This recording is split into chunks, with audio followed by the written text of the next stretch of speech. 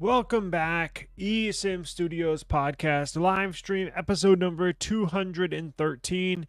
Thank you for joining me on this Wednesday afternoon, July. Let me start that over. Thank you for joining me today, eSIM Studios podcast live stream episode number 213, Wednesday afternoon, October the 9th. Got a lot to get into, so we'll try to cover all the tech news that's making headlines today. It's one of the busier days we've had in a while. We have a lot going on. I was going over some topics this morning and I was like, wow.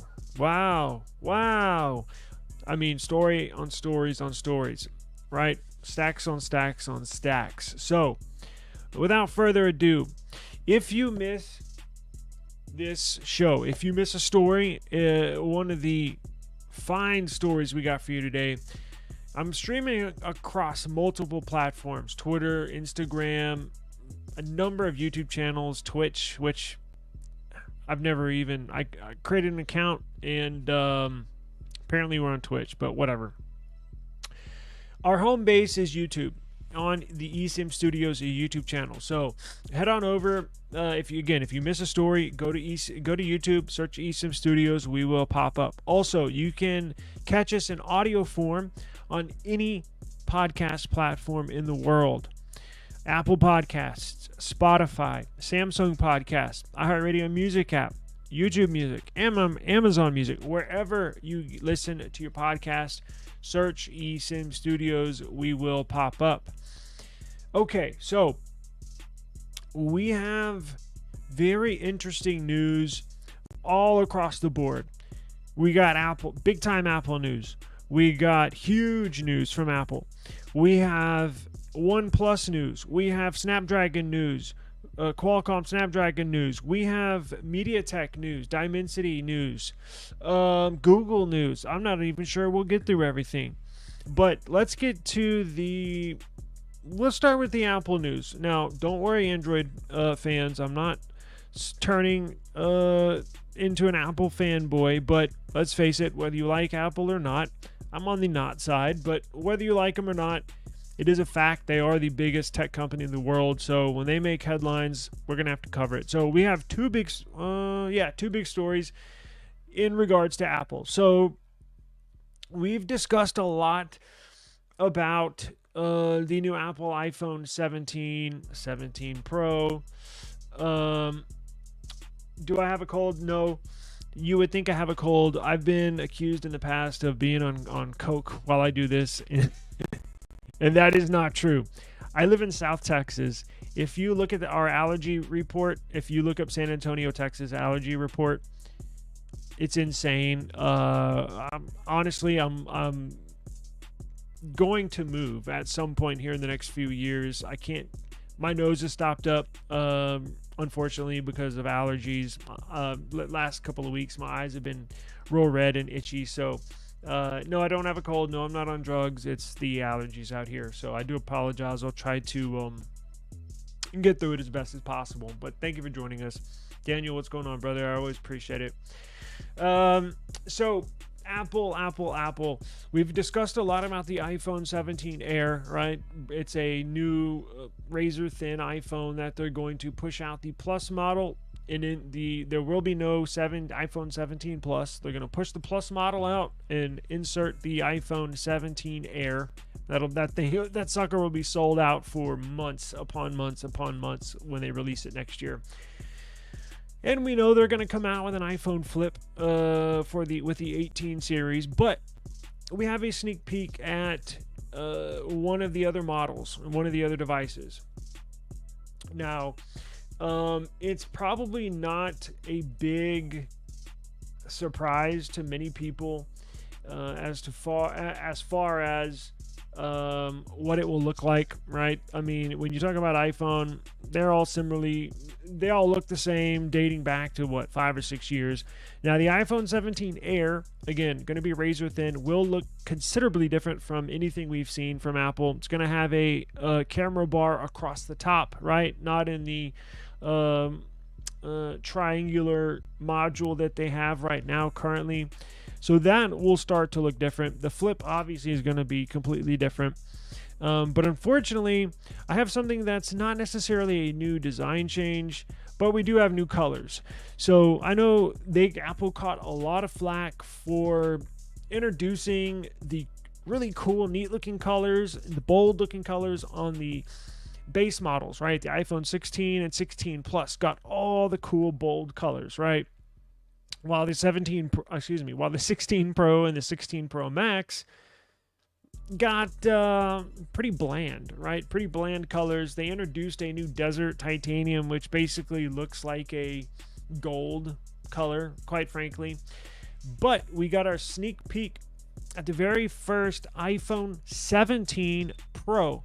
Now, what the difference is, it's going to look the same, so, not a shocker there. But the big news is that they're going to introduce the colors that are on the 16 and 16 Plus that have all the cool, bold colors. They're going to introduce those colors to the Pro and the Pro Max next year. So the iPhone 17 Air, the razor-thin phone, will be in place of the Plus model. But they're going to keep the Pro and Pro Max going to look the same. I have a picture. Going to look the same as they do now, the 16 Pro and 16 Pro Max, but they're going to introduce the new colors. And here's what they look like. Let me upload this. Here we go, right there.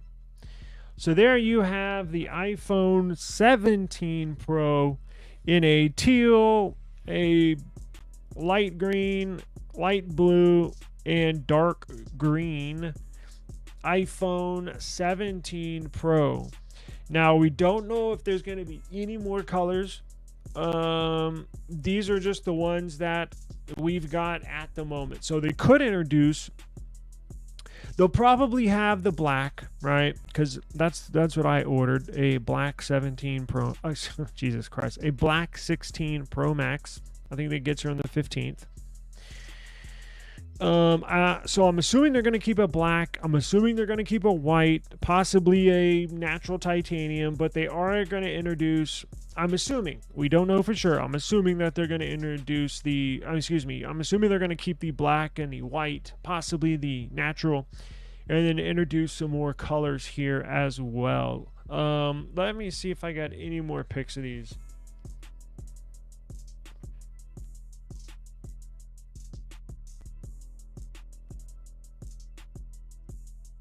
What's going on, Walter Scott? Appreciate you joining us today, sir.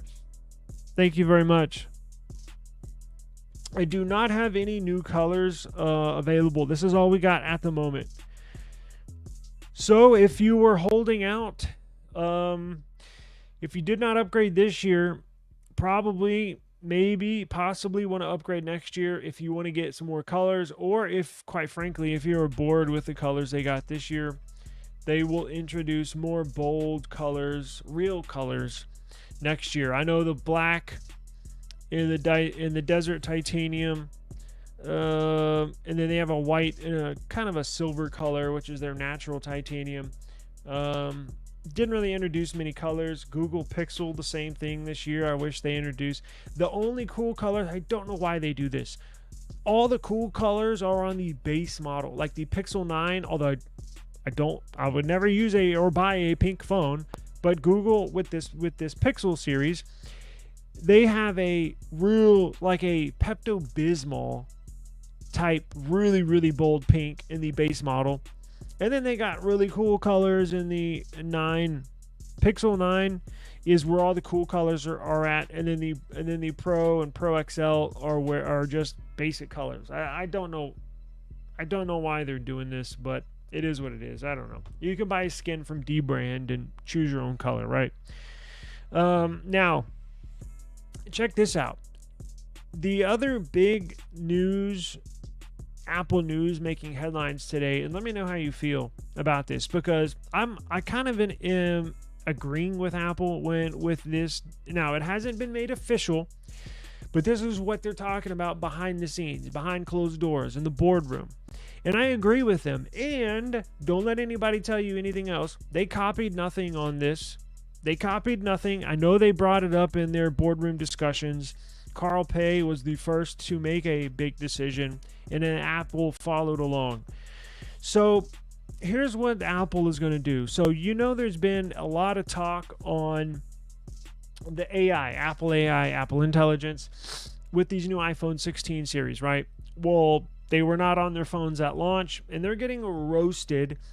There's a lot of people online kissing Apple's ass, and there's a lot of people on YouTube that will not say anything bad about Apple. I'm not one of those people. Apple can kiss my ass for all that I care. They banned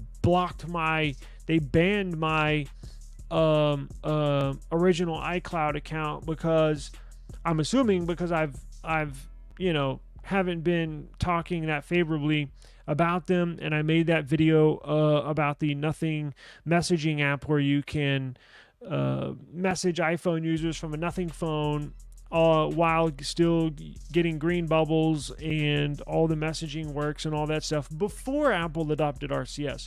So Apple blocked me, right? Literally, my iCloud account does not work. So they can kiss my ass as far as I'm concerned. And I'm just going to tell you the truth. When they deserve praise, I'll give them praise. When they screw up, I'm going to let you know, in my opinion, I think they screwed up. But I am in agreement with this decision. So what they're going to do, they've been catching a ton of flack online and on YouTube for not having their AI features on the device when they're launched. Now, as much as I am Team Pixel, I gave Google hell, right? It's equal opportunity over here. If you screw up, I'm going to let you know. If you do something good, I'm going to let you know. Google screwed up big time with the Pixel 8 series last year. And the same thing happened. They said, oh, we're going to have all these cool features, and it'll do this and it'll do that when they launched the Pixel 8. And when the Pixel 8 got into people's hands, when they got them, like, well, where's the features? What's going on here? Same thing happened to Google. Some of the features were not on the phone at launch. Oh, it'll be released 3 months. It'll be released in the fall. Well, there was a feature that Google announced at the launch of the Pixel 8. I don't even think that's on. Actually, I think they just released it with the Pixel 9. And please forgive me, I can't remember what it was, but take my word for it. So Google made that mistake last year. When they released these Pixel 9 series, they did not make that same mistake. Everything they announced at launch of this Pixel 9 series device was on the device when we got them in our hand. Apple screwed up, and they're learning from their lessons, because the news that's coming out with Apple today, let me pull up my screen. So Apple is reportedly not going to release devices, specifically the iPhone, on an annual launch date. So this is huge. So we know, and I'll get into Nothing in a second, everybody knows Apple releases iPhones every September, right? Mid-September, Apple iPhone's going to be out, right? Well, it doesn't look like it anymore. So Apple got so much backlash, and I know there's people inside Apple on the board that they were struggling. Some wanted to launch this device and release Apple AI at a later time on this iPhone 16 series. Some in Apple wanted to delay the launch of the iPhone 16 until, and not release the iPhone 16 until these AI features were on the device, meaning when users pre-order them and they get shipped to them, all the features are on the device. That's the way it should be. Keyword should. So it looks like Apple is going to do away with their yearly release date, meaning every mid-September we get a new iPhone. No. It looks like they're going to release an iPhone whenever the new features are ready. So if they're not ready by next September, and let's say they'll be ready, a month or two next year, that means no more iPhone 17 launch in mid-September. That means it'll get launched in November. It'll get launched in December.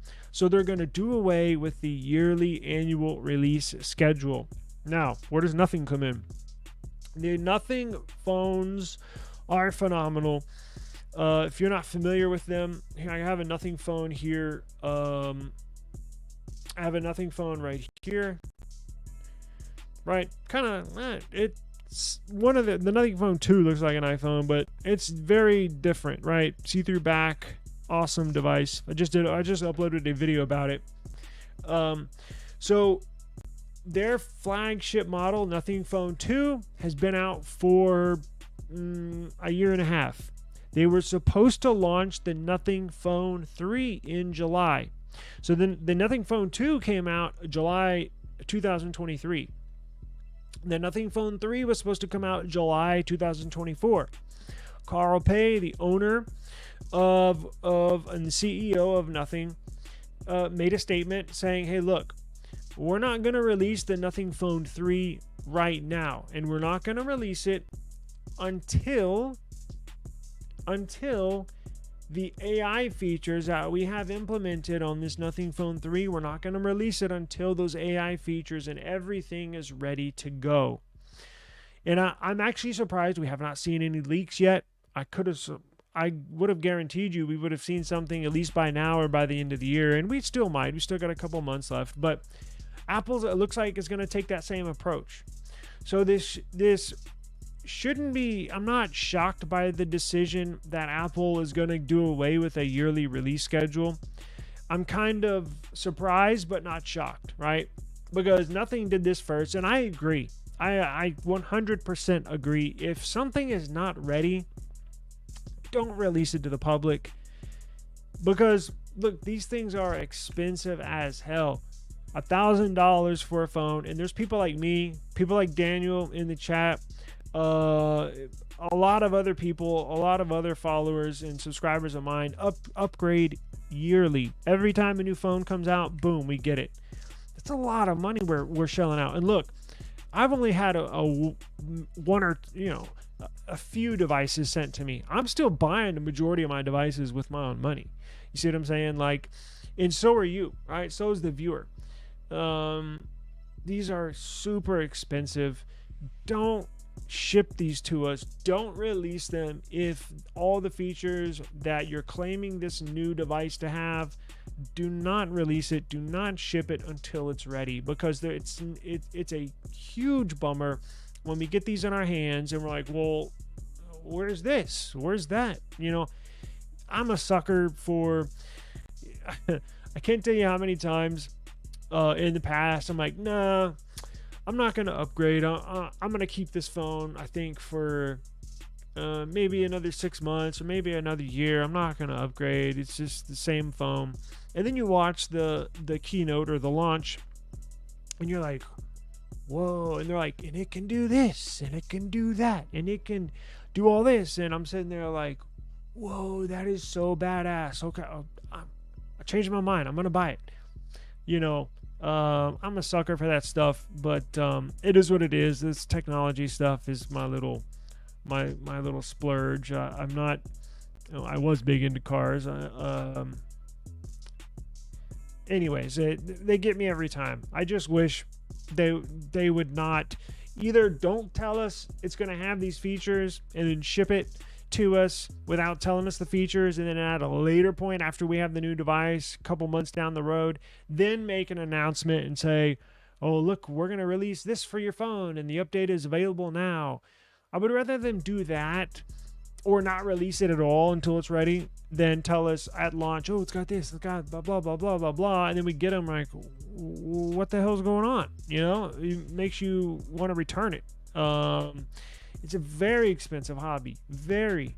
I was just last week, I was adding up some expenses and stuff for my business, and I was like, well, let me add up all this too. My tech stuff that I have here, and it's, I could buy a car with all of the shit that I have around here. You know, it's not cheap. And I mean, I guess I can, incorporate it into my business, but tax write-off, but I still have to pay the money to purchase the product up front, right? So don't release it if it's not ready. So I do agree with Apple on this decision. Now, they were not specific. Let's see, my allergies are acting up. It was not specific as far as what products, but with the timing of this, you can assume it's iPhone. You can assume it's going to be iPad. You can assume it's going to be MacBook, right? So whatever products that are big sellers, iPhones, iPads, MacBooks, even AirPods, it was a generalized statement, meaning encompassing all of their products. So take that with a grain of salt. I don't believe it's set in stone, but where there's smoke, there's fire. If they're discussing this, I think this is a real thing. And I think if you polled most users, I think they would agree that, look, don't sell a phone if it doesn't have the features you promised it would come with. If it's not there, I don't want it yet, right? Like, I think we're willing to wait. Like, I'm desperately waiting for this Nothing Phone 3 to come out. They're my favorite cell phone company, but I want it to be badass when I get it, right? I don't want that letdown of what the hell is this, right? So I'm eagerly waiting for Nothing. I know they're hard at work on the Nothing Phone 3. I trust Carl Pei. I trust Nothing to put out a badass product. So in due time, right, we shall wait. And I think many iPhone users would feel the same way, right? Honestly. So just keep this in the back of your mind that the iPhone 17 series might not come out in mid-September, right? It might be November, it might be December, right? We just don't know. But just keep this in the back of your mind that they might do away with their yearly release schedule. Okay, now let's move on, shall we? So there was do you remember last week? Was it last week? So here's what happened. So last week, it was weird because I remember, was it a Tuesday? I think it was last Tuesday, about a week ago. A report came out that Verizon service was down, meaning like the data, the calls, the text that come into your phone if you have Verizon service, that Verizon towers service were down. Like, if you had Verizon, couldn't make calls, your text wouldn't go out, couldn't get on the internet, apps wouldn't work. Oh, damn, that's weird. You know, every now and then you'll hear that and you're just like, damn, that sucks for Verizon users, you know. And then the next day, I heard that the PlayStation Store was down, right? PlayStation Store, meaning it's like the App Store. I'm not a gamer, but it's basically like the App Store. It's the servers that keep PlayStation running, right? Games, I'm sure making payments or buying credits or whatever. That was down. It's like, damn, that's weird. Is that a coincidence, or is it just, bad timing one day after the other? And then the day after that, it was like 3 out of 4 days, and then a day or two after that, boom, AT&T service is down, meaning no phone calls, no texts, no service, no data, nothing. And then when I heard that, I was like, that's not a coincidence. Something is going on. Something's going on. That's not a coincidence for Verizon to go down, for PlayStation Store, PlayStation to go down, for AT&T service to go down. It's not a coincidence when 3 ginormous companies, their servers just boom, crash. 3 out of 4 days. Something's going on, and I knew it was just a matter of time until we heard what was behind that, right? And we got that today. So now we know, and I knew this was it. I knew it. I didn't say anything on this live stream. I didn't say anything. But now we know. Watch. Look at this.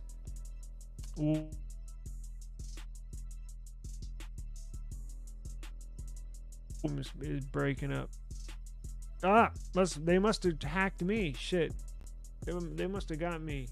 So look at this.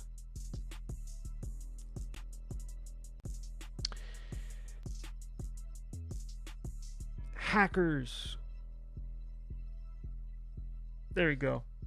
So apparently, hackers shut down Verizon service. Hackers shut down AT&T service. Now, they don't mention PlayStation.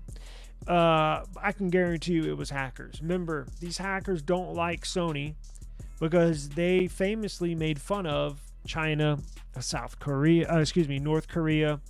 In what was that movie? I can't remember, but it was one of they hacked into Sony films. North Korea or China did. Well, guess what? They're back at it. So I know China is behind the Sony PlayStation hack too. But not only that, but here's a major concern. So China hackers shut down Verizon, AT&T, and Sony PlayStation, but they also might have accessed personal information, right, of yours. If you're a Verizon customer, if you're an AT&T customer, if you're on PlayStation or have a gamer tag or whatever the hell it's called, you might want to keep a close eye on your credit score, on your bank account. Just be extra vigilant of everything you do from here on out. Now, I'm a T-Mobile customer. I check my accounts. I check everything multiple times a day because I am scared to death of somebody draining my accounts or somebody hacking into my stuff. I take all the precautions I can. But if you're an AT&T customer, if you're a Verizon customer or a PlayStation user, you want to keep an extra close eye on everything going on around you because it looks like these Chinese hackers were in networks of major ISPs for months. Chinese government hackers penetrated the networks of several large US-based internet service providers and might have gained access to systems used for court-authorized wiretaps of communication networks. The Wall Street Journal reported Saturday. This is not some janky college campus reporting. This is not some stupid YouTuber making some claims. This is the Wall Street Journal. Now, I know some big name medias have been, their authenticity and integrity has been wavering a little bit, but this is a reputable publisher nonetheless. So the Wall Street Journal is reporting these hackers not only shut down these networks the other day, they've been inside these networks. They've been gaining access. They've been collecting information for wiretaps. That means they can listen to your conversations. This means they can get your text messages, all your messaging, everything that goes, that all the data, voice, text, and data that comes to and from the towers to your device, these hackers possibly could have had access to. Now, could you be the one? Is it every single AT&T subscriber? Is it every single Verizon network subscriber? Maybe. Shit, I don't know. But maybe not. You know, do Verizon and AT&T together? Now, T-Mobile obviously is the number one. Anyways, those top three, T-Mobile, AT&T, and Verizon, are the top mobile subscribers in the United States. So if they've hacked 2 out of the 3, that means they've roughly had access to probably 200 million customers. Basically, I don't know, and I'm going to look into this. I don't know if Mint Mobile customers, or no, I shouldn't say that, Visible or Spectrum, right, or Cricket, right? Since Cricket is not, it is technically AT&T because it runs on AT&T towers, it runs on AT&T computer systems. It's just called Cricket. I think it includes the MVNOs. I think, but I'm not sure. But if you're an AT&T or Verizon customer, you need to be aware of this, right? And that's why we're talking about it today. People familiar with the matter, quote unquote, told the Wall Street Journal that hackers breached the networks of companies including Verizon, AT&T, and Lumen. What the hell is Lumen? Oh, CenturyLink. What the hell is that? A cyber attack tied to the Chinese government penetrated networks of a swath of U.S. broadband providers, potentially accessing information from systems the federal government uses for court-authorized network wiretapping requests for months or longer. The hackers might have held access to network infrastructure used to cooperate with lawful U.S. requests for communication data, according to people familiar with the matter. And remember, the court-ordered U.S., it's supposed to, even though I know the CIA will listen in on wiretaps and they don't even have to get a warrant, right? Because typically under a federal, when they do wiretaps, the feds have to present this case. If they're targeting somebody like me, right? Knock on wood, I'm not doing anything illegal, so chill, right? Chill. They would have to go to a federal judge, federal court, present the judge with evidence. Hey, we need to wiretap eSIM Studios. We have evidence of them, or in some claim or some claims that they're doing whatever. Well, the judge would sign off on it, look at over all the evidence, and he has to say so. He gives the authority to, yes, you can wiretap eSIM Studios, or no, you cannot. Yeah, I need more evidence, right? So there's a maybe or maybe not. Typically, they go ahead and sign off on it. But if you're the Chinese government, if you're Chinese hackers, do you think they're asking for a warrant or a judge for authority? No. They can go in and let's listen to eSIM Studios call. Oh, what text messages did he send out today? Let's look at the data packets that he's receiving on his phone. What websites has he been going to? All that they don't need approval for, and they're looking at anything and everything you're doing. This is huge, and I don't know why it's not bigger news. It's probably because AT&T and Verizon are silencing these reports.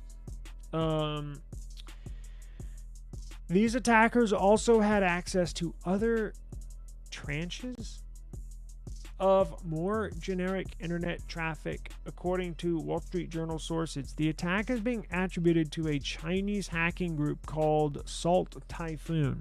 Okay? What a dumb name.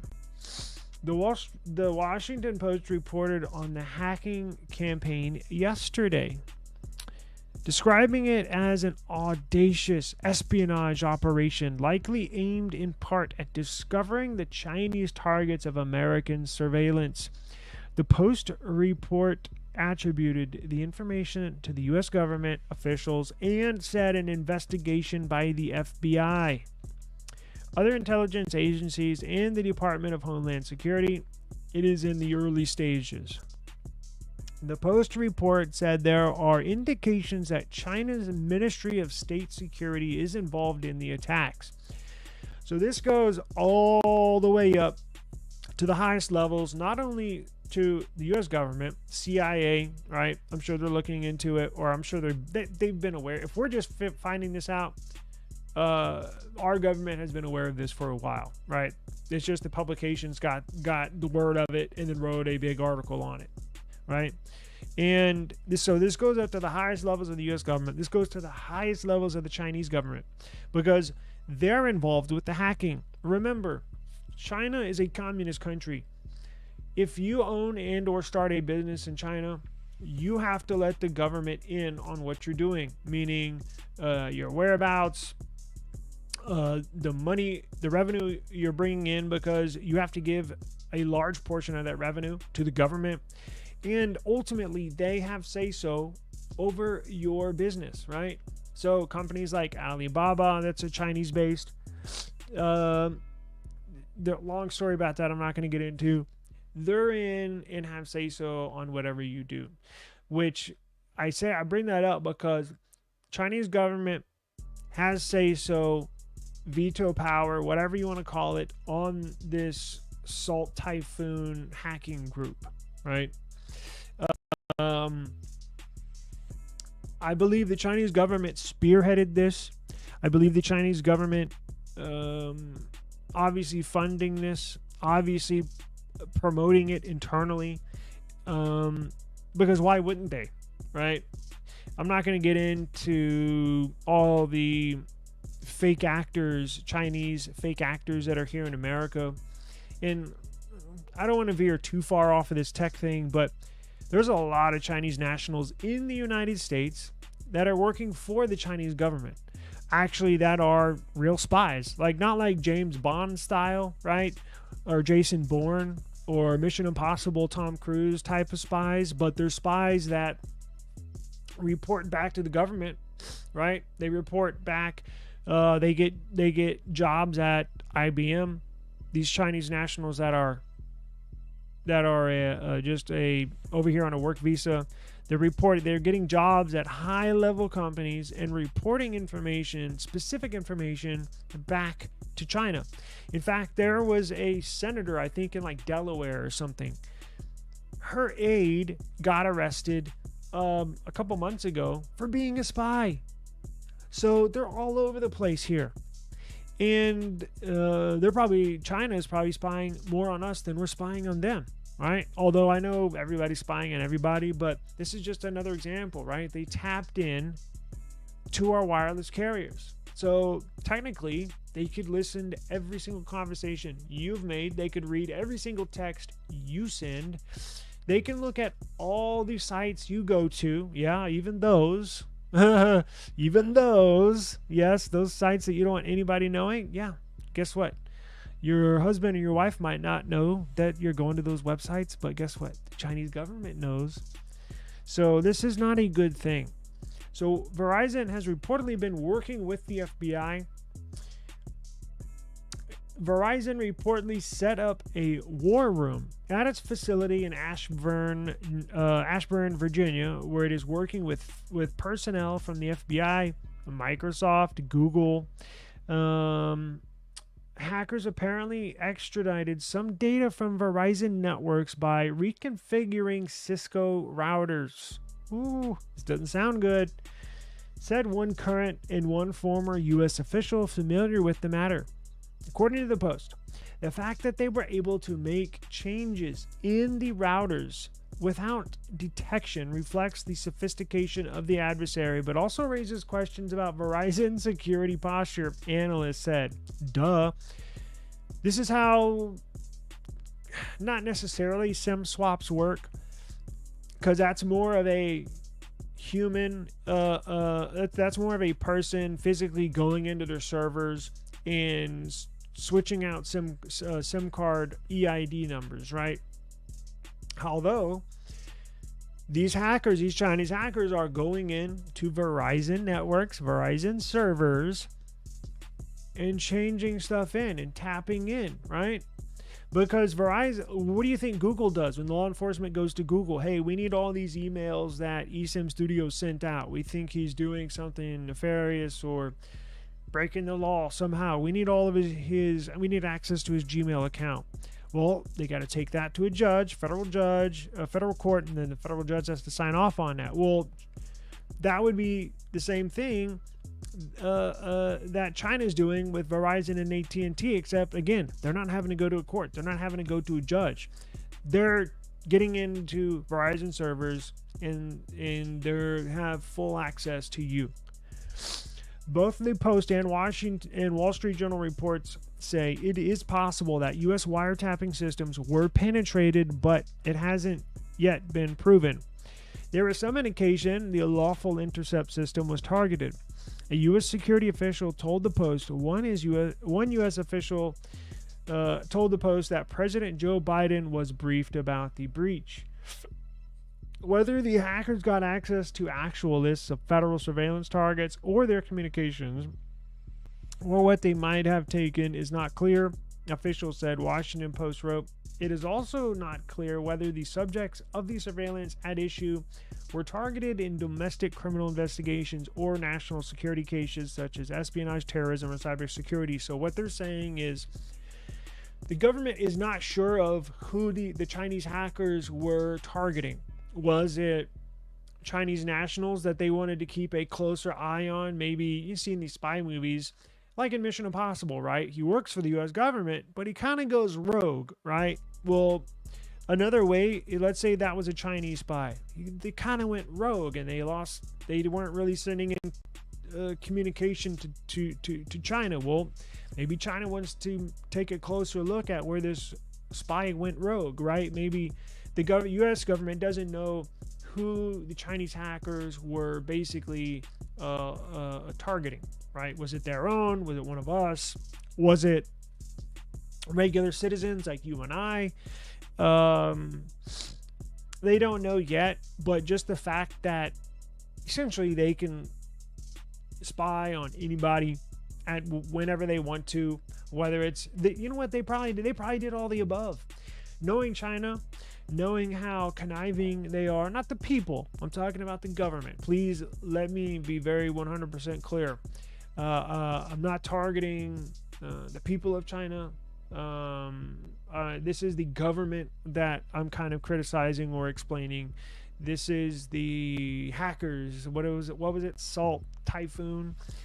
I'm talking about them. So please don't take any offense. I know tons of great Chinese people. I'm not talking about the people. I'm talking about government here. They were probably spying on everybody. Let me break the news to you. They were spying on everybody. They're just telling you this to kind of keep people's emotions, make sure people don't really get that worked up, if possible. They were spying on everybody. I guarantee it. Let's see, AT&T. So AT&T and Lumen. What is Lumen? Oh, they said it was like a Cisco. Oh, the servers. That's right. So Lumen is probably the parent company of Cisco. And Verizon and AT&T probably use Cisco systems for their servers and their data centers. That's what it is. So Lumen probably owns the data centers and servers, and that's how they get tied in.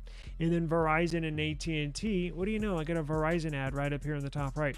Verizon and AT&T use Lumen's Cisco servers to store and to run data off of. So AT&T and Lumen declined comment when they were contacted. Not surprised. They also contacted Verizon and Cisco, and will update the article with any comment which we just went over. Get this. A spokesperson for the Chinese embassy in Washington alleged in a statement to the Post that the U.S. intelligence community and cybersecurity companies have been secretly collaborating to piece together false evidence and spread disinformation about the Chinese government supporting attacks on U.S. targets. Some details of Salt Typhoon campaign were reported by the Wall Street Journal on September 26th, but that earlier story did not mention specific internet service providers or the wiretap aspect.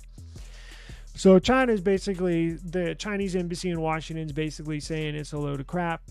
It's false, but we all know they do this. The spy balloon, that was Chinese, right? I mean, come on. They're always finding ways to target America and Americans, basically. So please be careful. Now, we're going to get off of this, but real quick, is there anything you can do? Let's say you're a Verizon or AT&T customer. Is there anything you can do to protect yourself? No,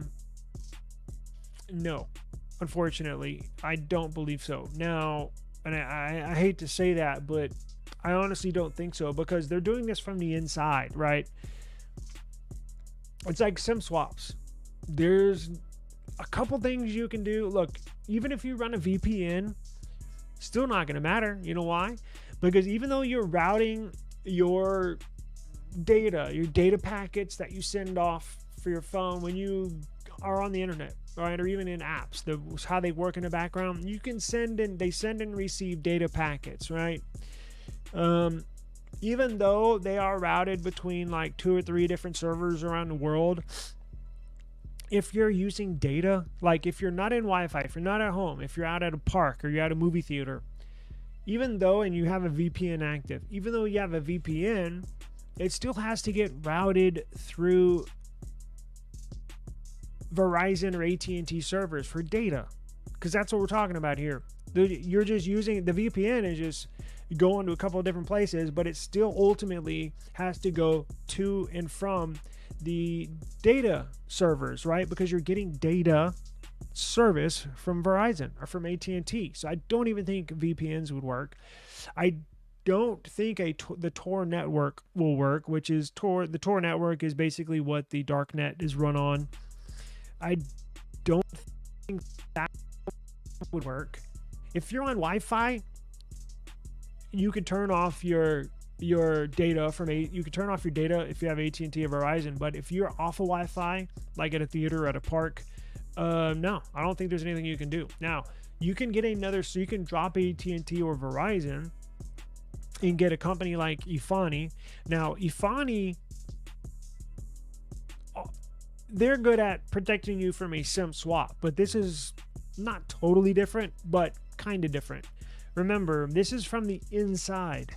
And that's the thing, all your data to and from, calls, texts, and data, no matter what kind of VPN or Tor network you have, doesn't matter, because it still has to be routed through Verizon, for your data, so they can look at what you're looking at online. They can tell what you're doing online, what apps you're downloading, what apps you're using, calls, texts, all that. So not a good deal. So just, I don't know. I wish I could give you some good advice as far as what to do, but when you're this far inside the network, nothing you can do. I'm just gonna be honest with you. I don't think there's anything you can do. You're screwed.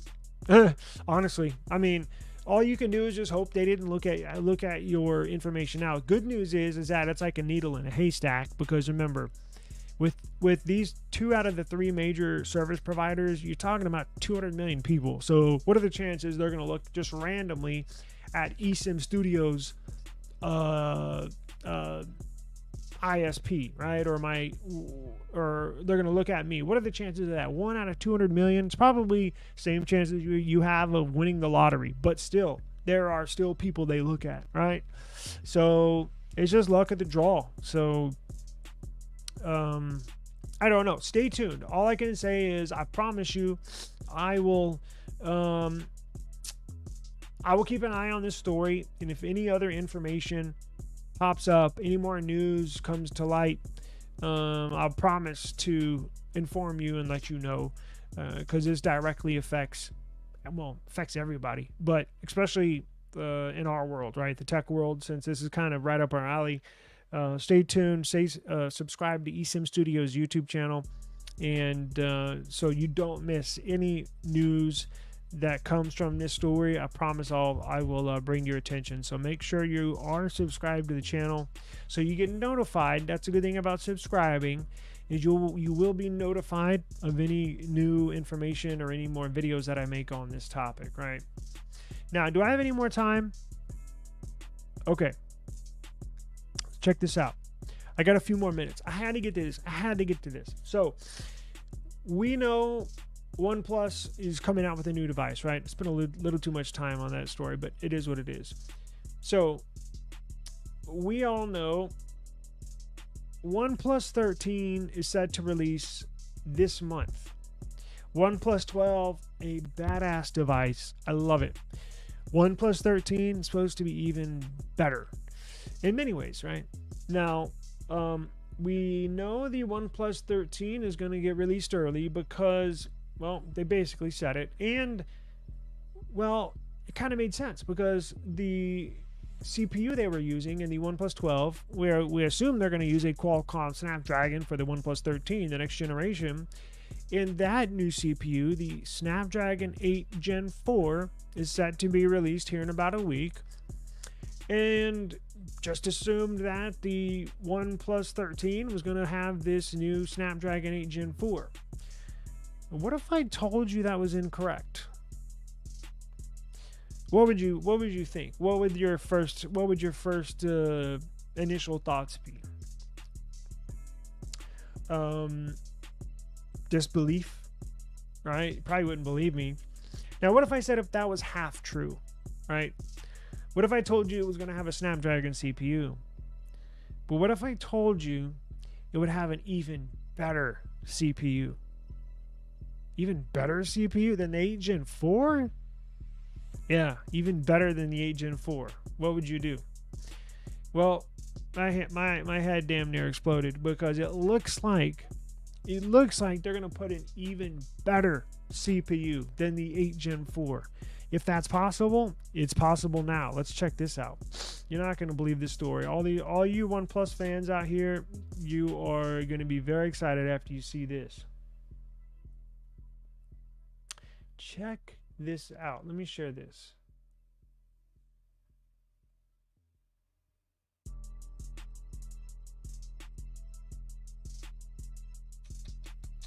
Check this out. So,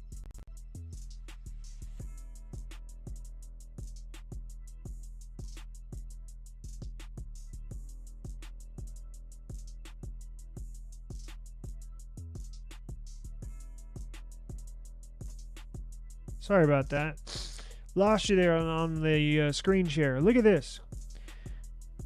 Oh boy, what a big story. So, the OnePlus 13. Initially, the OnePlus 13 was expected to use the Snapdragon 8 Gen 4, but Qualcomm has something even better for us tech fans up their sleeve. It looks like there's going to be a last-second switch.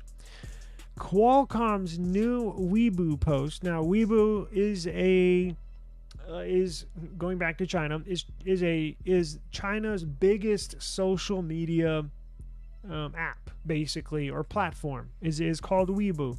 They have a huge tech community on Weibo, and all of the cell phone manufacturers have Weibo pages on this platform, right? Kind of like, I don't know, it's like Instagram, but a Chinese version. Very, very popular. Billions of people use it. We just don't have access here in America. I've tried to download it and use it, and they won't give me access because I'm here in America. But OnePlus, Qualcomm, they all have Weibo pages. Qualcomm posted on Weibo. They teased this new upcoming Snapdragon Summit that they're going to have here in about a week. And remember, they're going to announce and release the Snapdragon 8 Gen 4. But they also teased a brand new chip that we knew very little about, called the Snapdragon 8 Elite with Orion cores. Now, I know a lot of people are like, Orion, what the hell is that? Well, the teaser video showed a phone with a circular camera island, kind of like a prototype, but it looked exactly like the OnePlus 13. Maintaining the classic camera layout from the OnePlus 11, OnePlus 12, and fit the exact design of the OnePlus 13. Now, they teased this OnePlus 13 lookalike with the brand new Snapdragon 8 Elite inside this OnePlus 13 lookalike. Qualcomm may have just teased the upcoming processor for the highly anticipated OnePlus 13. While details are still a little unclear, it does seem the upcoming flagship Android phone may take an unexpected turn. Not for the worse, a turn for the better, because I was already expecting and very excited for this OnePlus 13, and now I can barely stay in my seat.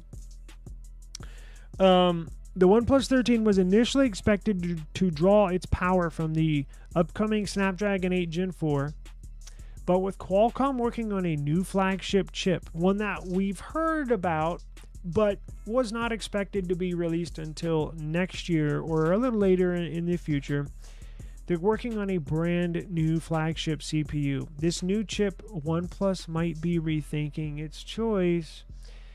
So in this Weibo post, Qualcomm offered a glimpse into the forthcoming Snapdragon Summit, teasing the arrival of this new chipset called Snapdragon 8 Elite. The video showcases Oryon cores, a tech already featured in the Snapdragon X Elite laptop CPUs. That's correct. They're going to take some technology that they crafted from the Snapdragon X Elite that has been very popular, brand new ARM chipset that they put in laptop PCs that has really been performing great with very little battery use. They're going to put that same technology in a phone now. The exact role of the Snapdragon 8 Elite is still unclear. It's uncertain if Qualcomm plans to launch it as a separate flagship alongside the 8 Gen 4 or if it's just going to rebrand the 8 Gen 4. So still a little unclear of their plans, but I can guarantee you it's going to be good news nonetheless, because I was already very excited for the 8 Gen 4 because it's a powerhouse. It beats... Let me repeat this again. It beats the Apple iPhone Bionic A18 Pro CPU that's in the iPhone 16 Pro and Pro Max.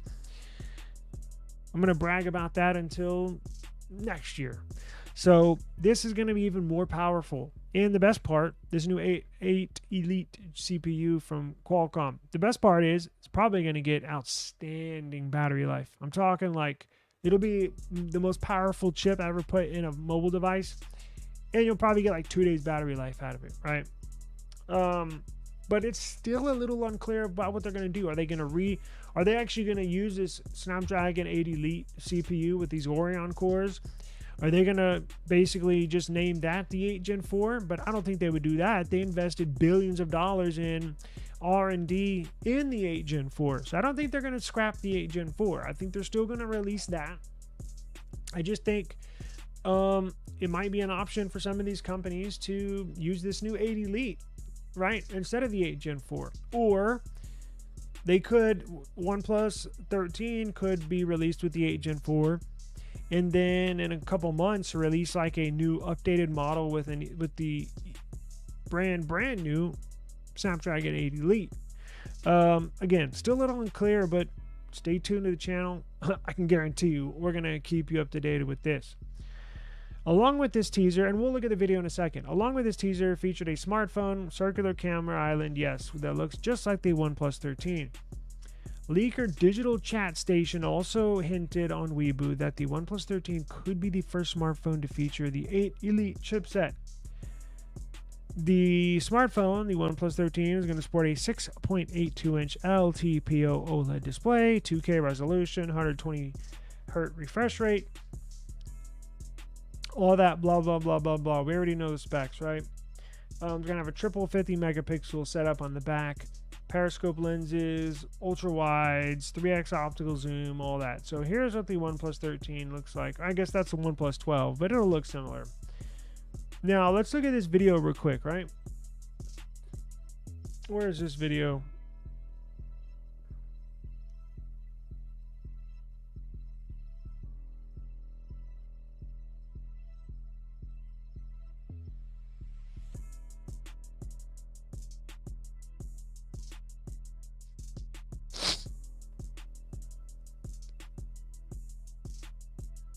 Now I want to make sure y'all can see this. Can y'all see that? No, y'all can't. So let's remove this and let's add. You're seeing conflicting articles.